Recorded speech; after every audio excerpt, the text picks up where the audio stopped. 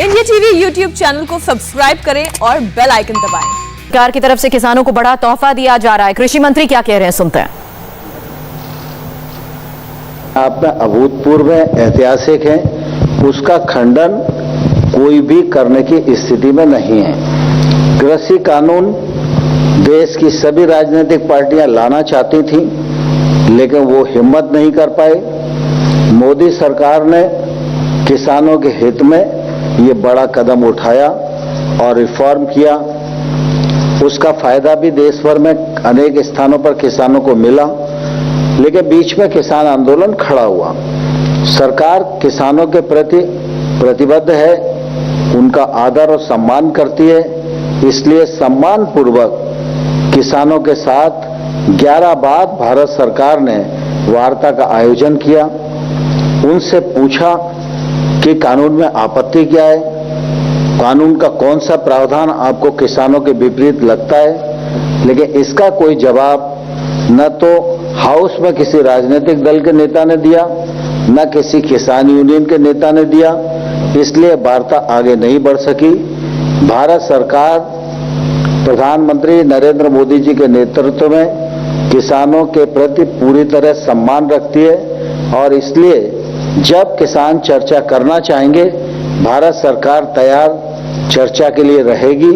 लेकिन हमने बार बार कहा है कि प्रावधान में आपत्ति है, वो आपत्ति तर्क के साथ आप बताइए, हम सम्मान सुनेंगे भी और उसका निराकरण भी करेंगे।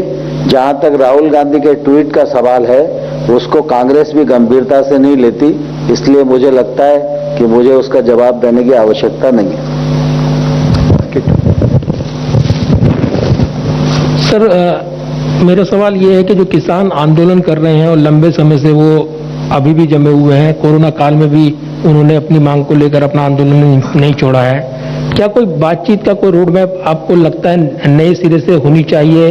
क्या सरकार की ओर से कोई पहल होगी? क्योंकि वो कहते हैं, सरकार कहती है बातचीत के लिए आइए, लेकिन वही एजेंडा सरकार दे देती है। जो 11 राउंड की बातचीत हुई है उसमें नतीजा नहीं निकला, तो वो सरकार के ऊपर डालते हैं। आपके पास कोई फ्रेश प्रपोजल है बातचीत के लिए?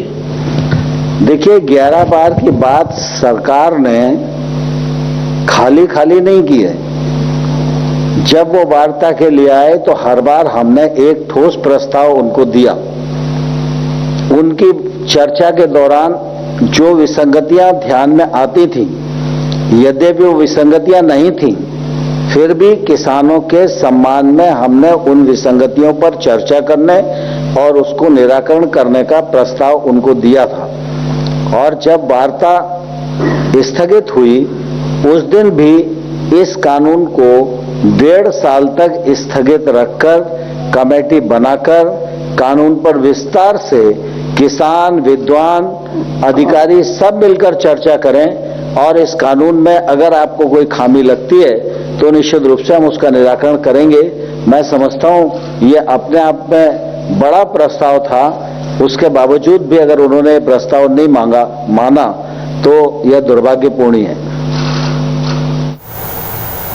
तो कृषि मंत्री ने एक बार फिर से दोहराया कि किसान मुद्दों पर बातचीत करने के लिए सरकार हमेशा से तैयार है और अगर तर्क के साथ किसान कोई आपत्ति जताते हैं या कोई बात सरकार के सामने रखते हैं तो उस पर ध्यान जरूर दिया जाएगा। लेकिन 11 बार की बातचीत में अभी तक कोई नतीजा इसलिए नहीं निकल पाया है क्योंकि जिस तरह की आपत्ति उनकी तरफ से जताई जा रही है उसका कोई तर्क नहीं है। हालांकि अभी भी जिस तरह के हालात बने हुए हैं उस पर सरकार खुलकर किसानों से एक बार फिर से बातचीत करने को तैयार है। वहीं एक और इस वक्त की बड़ी खबर।